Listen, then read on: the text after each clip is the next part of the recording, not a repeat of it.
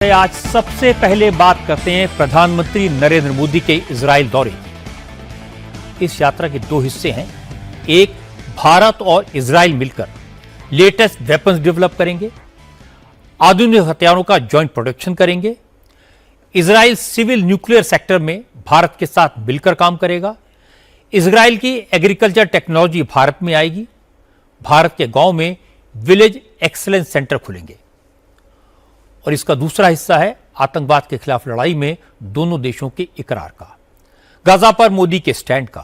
मोदी ने कहा कि भारत किसी भी तरह के आतंकवाद का विरोध करता है, आतंकवाद के खिलाफ जंग में इजराइल के साथ है, लेकिन इसके साथ साथ भारत मिडिल ईस्ट में शांति भी चाहता है, स्थिरता चाहता है, भाईचारा चाहता है, और इसका एक ही रास्ता है, डायलॉग।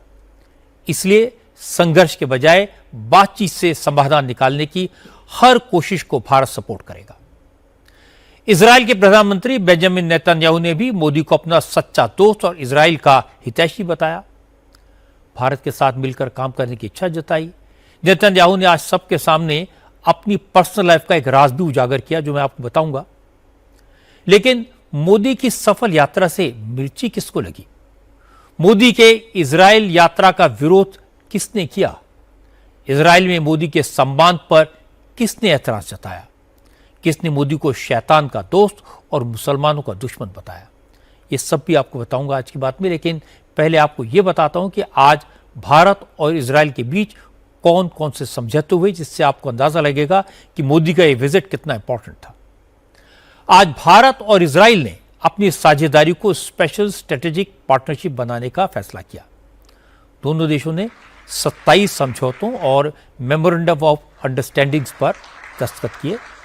भारत और इजराइल ने artificial intelligence, internet of things और क्वांटम कंप्यूटिंग में नई टेक्नोलॉजी डेवलप करने, क्रिटिकल एंड इमर्जिंग टेक्नोलॉजी में आपसी सहयोग बढ़ाने का समझौता किया। दोनों देश न्यूक्लियर और स्पेस सेक्टर में भी सहयोग करेंगे। सिविल न्यूक्लियर कॉपरेशन बढ़ाने के लिए मोदी सरकार ने कुछ महीने पहले शांति एक्ट पारित किया था, जिसके बाद अब इजराइल भारत के सिविलियन न्यूक्लियर सेक्टर में एंट्री करेगा। मोदी ने कहा कि वो चाहते हैं कि भारत और इजराइल मिलकर नई टेक्नोलॉजी तो डेवलप करें, लेकिन इसके साथ साथ एक दूसरे को टेक्नोलॉजी ट्रांसफर भी करें। इसलिए यह तय हुआ कि दोनों देश नए नए हथियारों के जॉइंट डेवलपमेंट के साथ उनके को प्रोडक्शन पर जोर देंगे।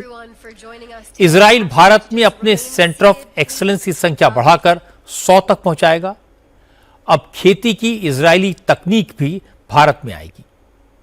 भारत में किसानों को उन्नत खेती के नए नए तरीके सिखाने के लिए गांव-गांव में विलेज एक्सीलेंस सेंटर खोले जाएंगे। प्रधानमंत्री मोदी ने कहा कि भारत और इजराइल नेचुरल पार्टनर हैं।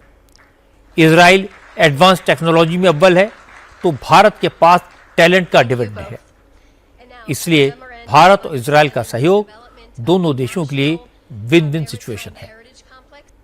नेतन्याहू मोदी को दक्षिण एशिया का शेर बता रहे हैं।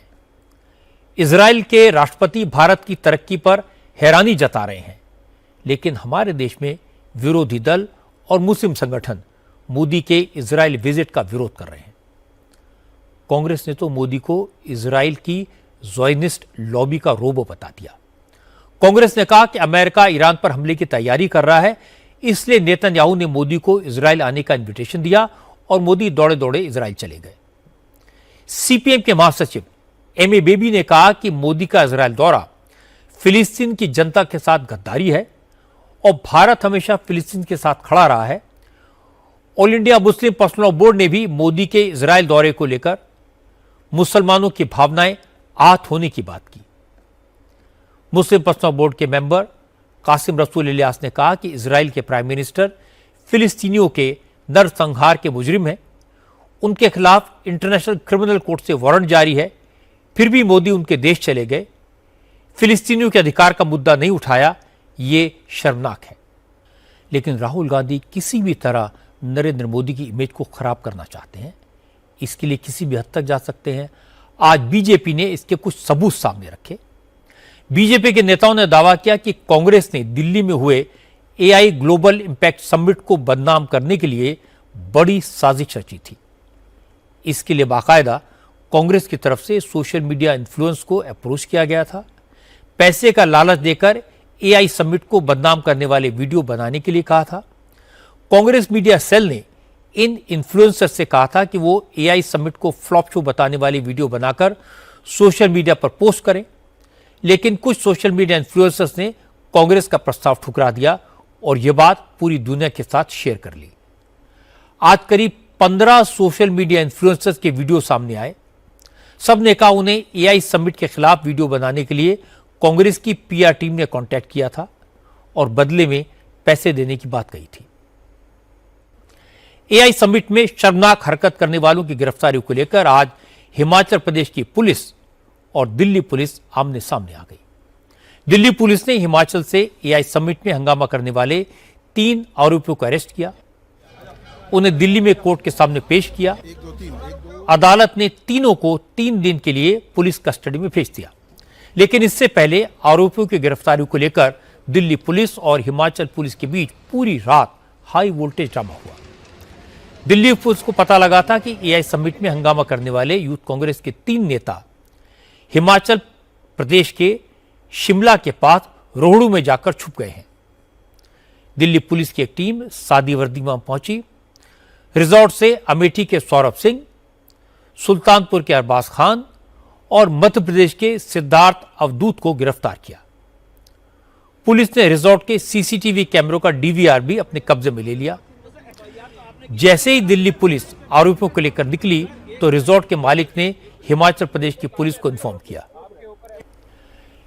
इंफॉर्मेशन टेक्नोलॉजी मिनिस्टर अश्विनी वैष्णव ने कहा कि डिजिटल प्लेटफॉर्म्स को ऑनलाइन कंटेंट की जिम्मेदारी लेनी होगी।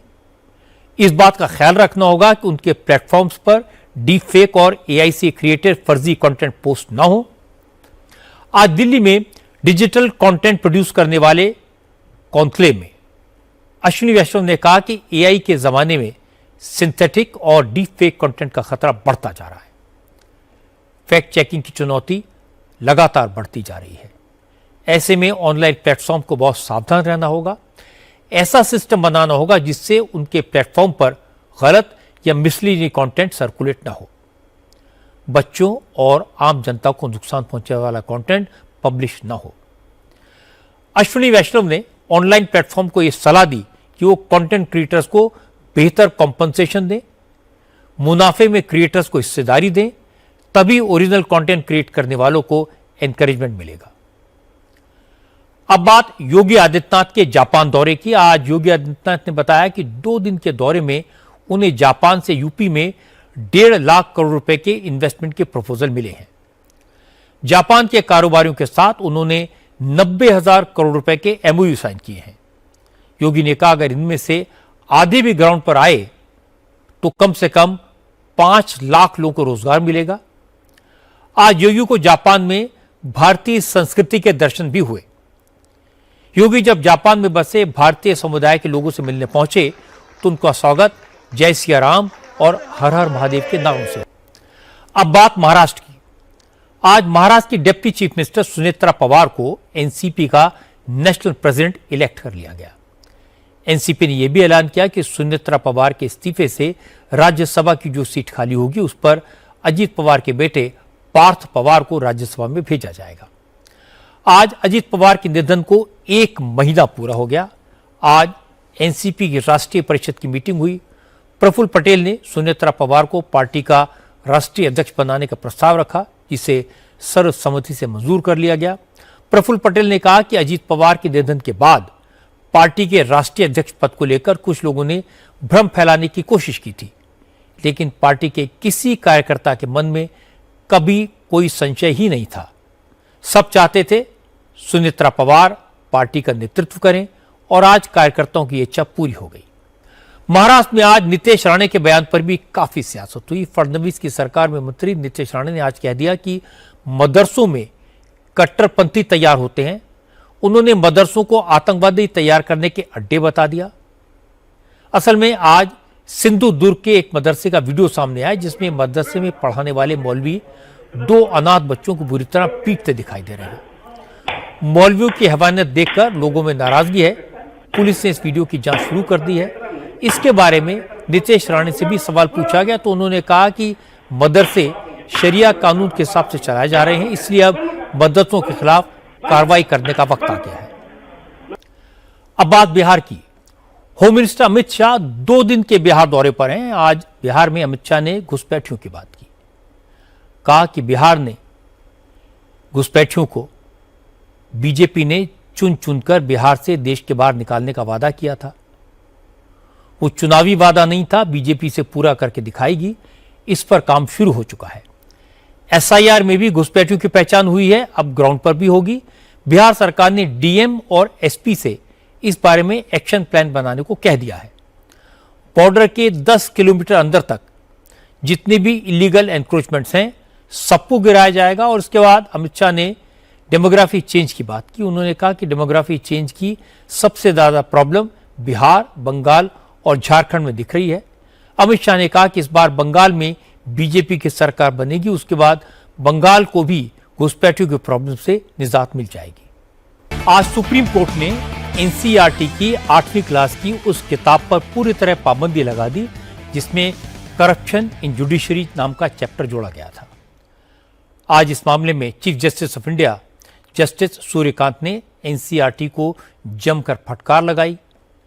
कहा कि जो किताबें छप चुकी हैं उन्हें जब्त किया जाए, इंटरनेट पर अवेलेबल डिजिटल कॉपी भी हटाई जाए। इसके अलावा कोर्ट ने एनसीईआरटी डायरेक्टर और केंद्रीय शिक्षा सचिव को नोटिस जारी करके जवाब मांगा। आज सुप्रीम कोर्ट में जैसे मामले की सुनवाई शुरू हुई, एसजी तुषार मेहता ने कहा बिना किसी दलील के माफी की मांग की, लेकिन कोर्ट ने माफी मंजूर नहीं की। चीफ जस्टिस ने कहा यह न्यायपालिका को बदनाम करने की गहरी और सोची समझी साजिश लग रही है, इसलिए जिम्मेदारों को पहचान करके सख्त कार्रवाई करना जरूरी है। कोर्ट ने कहा केस बंद नहीं होगा और गहराई से इन्वेस्टिगेशन किया जाएगा। जस्टिस सूर्यकांत ने कहा कि न्यायपालिका का अपमान करने वाले बिना सजा के छूट जाएंगे तो इस तरह की हरकत करने वालों की हिम्मत बढ़ेगी। चलते चलते एक अच्छी खबर आपको बता दूं, यह खबर हवाई जहाज से सफर करने वालों के लिए आई है। जो पैसेंजर्स सीधे एयरलाइन की वेबसाइट से टिकट बुक कराएंगे वो बुकिंग के 48 घंटों के भीतर बिना किसी एक्स्ट्रा चार्ज के फ्लाइट की टाइमिंग चेंज कर सकते हैं, दूसरी फ्लाइट बुक कर सकते हैं या फिर टिकट कैंसिल भी करा सकते हैं। हालांकि सुविधा के लिए कुछ कंडीशंस हैं। डोमेस्टिक फ्लाइट के केस में ट्रेवल डेट और बुकिंग के बीच 7 दिन से कम का अंतर नहीं होना चाहिए। इंटरनेशनल फ्लाइट में यह समय सीमा 15 दिन की होगी। टिकट बुकिंग के दौरान नाम में हुई स्पेलिंग मिस्टेक को लेकर भी नए नियम जारी हुए हैं। पैसेंजर्स टिकट बुक करने के 24 घंटे के भीतर पैसेंजर के नाम में मिस्टेक को ठीक कर पाएंगे। इसके लिए कोई चार्ज नहीं लिया जाएगा। डीजीसी ने रिफंड को लेकर भी रूल्स जारी किए हैं। टिकट कैंसिलेशन के बाद एयरलाइंस को 14 वर्किंग डे के भीतर रिफंड प्रोसेस पूरा करना होगा, पैसेंजर्स का पैसा लौटाना होगा। खास बात यह कि अब रिफंड की जिम्मेदारी ट्रैवल एजेंट की नहीं होगी बल्कि जिम्मेदारी एयरलाइन की होगी। अब आपको भारत और जिम्बाब्वे के बीच चल रहे सुपर 8 के मैच का अपडेट दे देता हूं। भारत की जीत लगभग तय है। जिम्बाब्वे की टीम को 15 ओवर में सिर्फ 104 रन बनाने दिए गए, 2 विकेट गिर चुके हैं। जीत के लिए 35 गेंदों में 170 रन बनाने हैं, जो वाकई में नामुमकिन है। भारत की जीत उसी वक्त पक्की हो गई थी जब टीम इंडिया ने 256 रन का पहाड़ जैसा स्कोर खड़ा किया था। यह T20 वर्ल्ड कप में सेकंड बिगेस्ट स्कोर है। भारत की तरफ से आज सभी बल्लेबाजों ने शानदार बैटिंग की और यह पहला मौका था जब T20 में किसी टीम के टॉप 6 बैट्समैन ने 150 से ज्यादा रन की स्ट्राइक रेट से रन बनाए। और भारत की अच्छी खबर यह रही कि अभिषेक शर्मा फॉर्म में आ गए हैं। उन्होंने हाफ सेंचुरी बनाई। जीत के लिए 256 रन के टारगेट का पीछा करते हुए जिम्बाब्वे की बैटिंग किसी भी समय ऐसी नहीं लगी कि वो जीत के लिए खेल रहे हैं। अभी जिम्बाब्वे की इनिंग का 15वां ओवर चल रहा है और स्कोर 107 रन है। इससे पहले आज साउथ अफ्रीका ने वेस्ट इंडीज को हराया। अब भारत और वेस्ट इंडीज का मैच वर्चुअल क्वार्टर फाइनल हो गया है, यानी भारत की किस्मत भारत के हाथ में है। अगर भारत वेस्ट इंडीज को हरा देता है तो सेमीफाइनल में पहुंच जाएगा।